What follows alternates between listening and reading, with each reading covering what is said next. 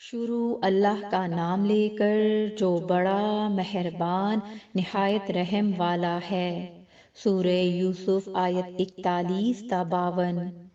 اے میرے قید خانے کے رفیقو، تم میں سے ایک جو پہلا خواب بیان کرنے والا ہے وہ تو اپنے آقا کو شراب پلایا کرے گا، اور جو دوسرا ہے وہ سولی دیا جائے گا اور پرندے اس کا سر نوچ کھائیں گے۔ جو بات تم مجھ سے پوچھتے تھے وہ فیصل ہو چکی ہے۔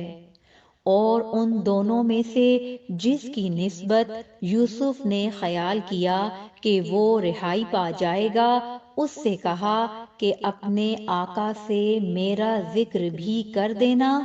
پھر شیطان نے اسے ان کا اپنے آقا سے ذکر کرنا بھلا دیا، اور یوسف کئی برس قید خانے ہی میں رہے۔ اور بادشاہ نے کہا کہ میں نے خواب دیکھا ہے، دیکھتا کیا ہوں کہ 7 موٹی گائیں ہیں جن کو 7 دبلی گائیں کھا رہی ہیں، اور 7 خوشے سبز ہیں اور 7 خشک۔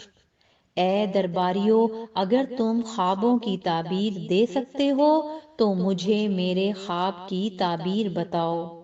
انہوں نے کہا، یہ خواب تو پریشان خیالی سے ہیں اور ہمیں ایسے خوابوں کی تعبیر نہیں آتی۔ اور وہ شخص جو دونوں قیدیوں میں سے رہائی پا گیا تھا اور جسے مدت کے بعد وہ بات یاد آ گئی، بول اٹھا کہ میں آپ کو اس کی تعبیر لا بتاتا ہوں، مجھے قید خانے جانے کی اجازت دیجیے۔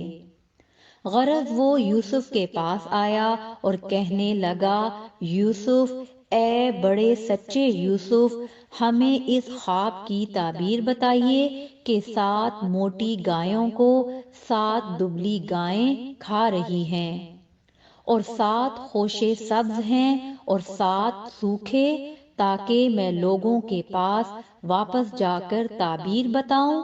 عجب نہیں کہ وہ تمہاری قدر جانے۔ انہوں نے کہا کہ تم لوگ 7 سال متواتر کھیتی کرتے رہو گے، تو جو غلہ کاٹو تو تھوڑے سے غلے کے سوا جو کھانے میں آئے باقی کو خوشوں میں ہی رہنے دینا۔